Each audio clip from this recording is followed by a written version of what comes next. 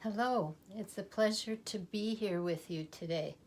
I'm sitting in my office, which borders the entire back of our home, and we are nestled in the woods. So you will see some bare branched trees behind me just waiting to bud out. And I'm dressed a little fancier than I normally would be to be out working in my office, but I wanted to resemble the heroine in my mystery novels, and I'll tell you a little bit more about her. But first, my background. I came into writing mysteries actually just about 6 years ago. I spent 30 plus years as a marriage and family therapist. I have degrees in psychology, guidance and counseling, spent a lot of years in school, and then worked in clinics and private practice for those 30 plus years doing individual, marriage, and family counseling. So of course it was so appropriate for me to have my heroine be a psychotherapist. Well, I'm going to talk to you about my first book with Pelican Publishers. Was formerly Prism and was purchased by Pelican, and it's a joy to be associated with them. And in my first book, Bullet in the Night, it starts on a very ordinary day, and I wanted to show the contrast between the lives that we live and all of a sudden something jolting happens to disturb our lovely status quo, and it's so shocking that we can't quite comprehend it at first. Well, the first chapter of my book, my heroine, Jennifer Trevor, is in her office, and her good friend and colleague's husband bursts in to announce that his wife has been shot by a sniper and is in a coma. First of all, Jennifer's very surprised that he chose to come and tell her. They're not on the best of terms, having some different values.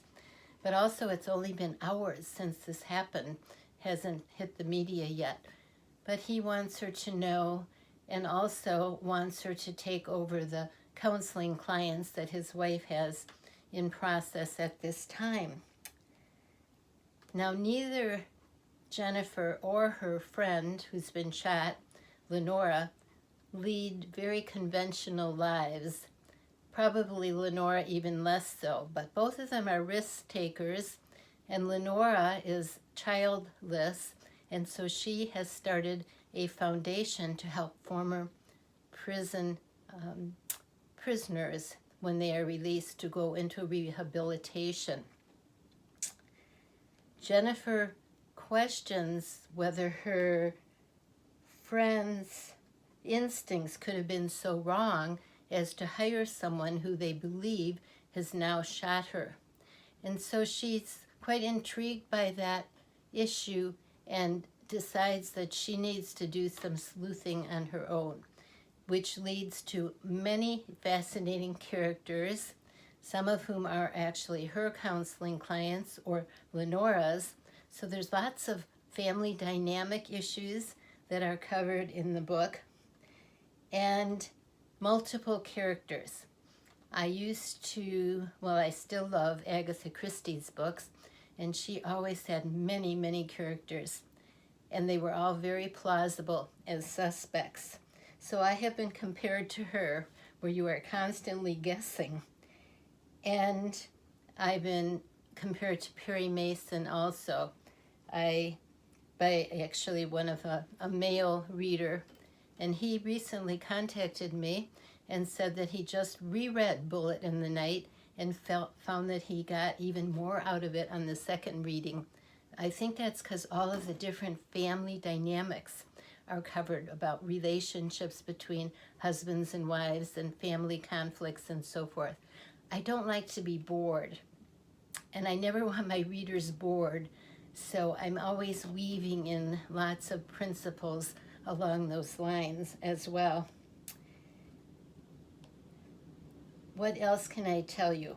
My setting is Lake Geneva, Wisconsin, an area that I love and have lived in for decades. And I feel that's a great privilege, and there's so many interesting places here to write about. So this is actually a picture of the book cover, Bullet in the Night, and I encourage you to check it out and would love to hear from you by email, or of course you can leave a review on Amazon, and I hope that you will find it as enjoyable as I found the process of writing it. Thank you. Have an awesome day.